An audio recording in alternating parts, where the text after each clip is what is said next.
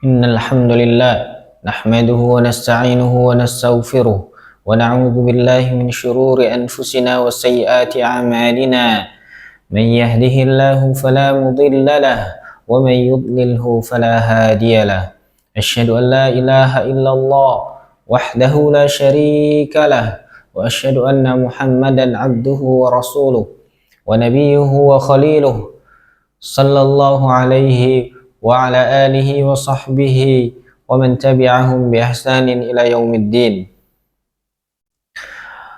أما بعد أوصيكم ونفسي بتقوى الله عز وجل فقد فاز المتقون. فقال الله تعالى في كتابه الكريم: يا أيها الذين آمنوا اتقوا الله حق تقاته ولا تموتن إلا وأنتم مسلمون. وقال تعالى أيضا: يا أيها الذين آمنوا اتقوا الله وقولوا قولا سديدا يصلح لكم أعمالكم ويغفر لكم ذنوبكم ومن يطع الله ورسوله فقد فاز فوزا عظيما. Kaum muslimin jamaah Jumat yang dimuliakan Allah Subhanahu wa taala. Pertama-tama marilah kita senantiasa bersyukur kepada Allah Subhanahu wa taala, yang mana Allah Subhanahu wa taala sampai saat ini masih memberikan kita begitu banyak nikmat-nikmat Allah yang mana kita tidak akan mampu menghitungnya. Allah Subhanahu wa taala menegaskan kepada kita, wa in ta'uddu ni'matallahi la tuhsuha. Kalau kalian ingin menghitung nikmat-nikmat Allah Subhanahu wa taala, tentu kalian tidak akan mampu menghitungnya.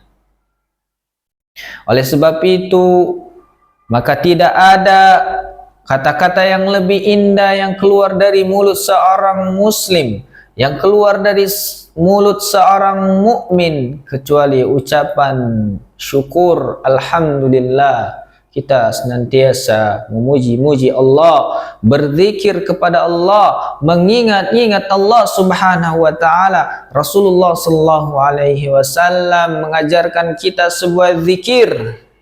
Ya, kalimatani.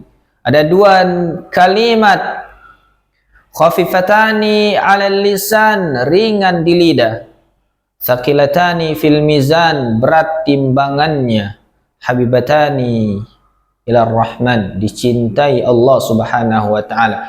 Dua kalimat tersebut adalah subhanallah wa bihamdihi subhanallahil azim.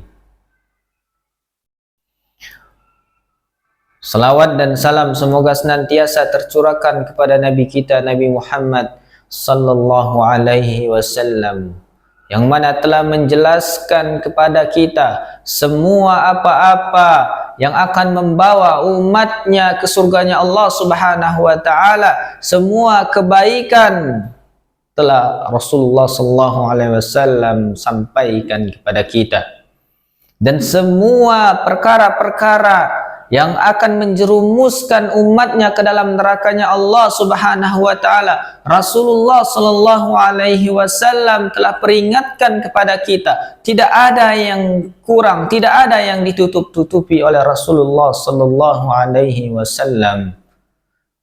Oleh karenanya Allah Subhanahu wa taala menegaskan dalam firman-Nya, al-yawma akmaltu lakum dinakum wa raditu lakumul islam madina. Hari ini aku telah sempurnakan bagi kalian agama kalian, dan telah aku ridhai Islam itu sebagai agama kalian. Kaum muslimin jamaah Jumat yang dimuliakan Allah Subhanahu wa taala.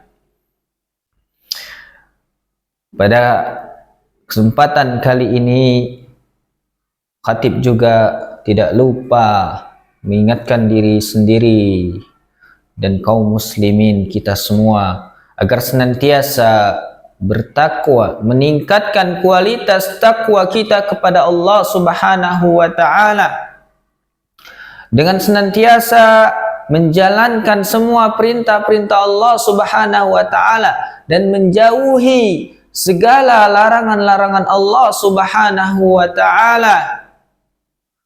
Takwa adalah sebaik-baik bekal menuju Rabbul Alamin, menuju Allah Subhanahu wa taala. Dengan takwa Allah Subhanahu wa taala menjadikan seseorang termulia di sisi Allah Subhanahu wa taala. Inna akramakum 'indallahi atqakum, sebaik-baik kalian, semulia-mulia kalian di sisi Allah Subhanahu wa taala adalah yang paling bertakwa. Kaum muslimin jamaah Jumat yang dimuliakan Allah Subhanahu wa taala. Ketika Allah Subhanahu wa taala sampaikan kita pada hari ini, pada hari Jumat yang mulia dan agung ini, apa sebenarnya yang diinginkan Allah Subhanahu wa taala pada diri kita? Banyak orang yang di sekeliling kita tak ada lagi bersama kita. Masih teringat kita dengan wajah-wajah mereka. Masih teringat kita dengan ucapan-ucapan mereka. Tapi jasad mereka tak ada lagi bersama kita. Lalu kita masih dibiarkan oleh Allah Subhanahu wa taala berada di atas muka bumi ini. Diberikan Allah Subhanahu wa taala begitu banyak nikmatnya. Apa sebenarnya yang diinginkan Allah Subhanahu wa taala pada diri kita? Maka jawabannya disebutkan dalam surah Al-Mulk. Alladzi khalaqal mauta, Allah yang menciptakan mati, wal hayata, Allah yang menciptakan kehidupan. Untuk apa Allah Subhanahu wa taala buat ada kehidupan, ada kematian, ada kelahiran, ada kematian, ada buayan, ada liang lahat. Lalu mengapa kita di antara keduanya? Liyabluwakum, untuk menguji. Tak lain dan tak bukan yang Allah ingin uji pada diri kita. Ayyukum ahsanu amala, sebaik siapa yang paling baik amalnya. Allah Subhanahu wa taala tidak melihat siapa yang paling tinggi ilmunya di antara. Allah Subhanahu wa taala tidak melihat siapa yang paling tinggi jabatannya di antara kita. Allah Subhanahu wa taala tidak melihat siapa yang paling kaya di antara kita. Allah Subhanahu wa taala tidak meletakkan sebuah kemuliaan siapa yang paling tinggi ilmunya di antara kita. Akan tetapi yang Allah lihat dari diri kita adalah innallaha la yanzuru ila ajsamikum.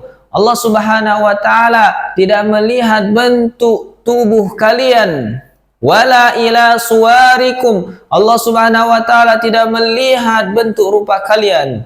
Lalu apa yang Allah lihat dari diri kita? Walakin yanzuru ila qulubikum wa a'malikum. Yang Allah lihat, yang Allah tengok, yang Allah perhatikan dari diri kita, hati kalian wa a'malikum, hati kita dan amal kita.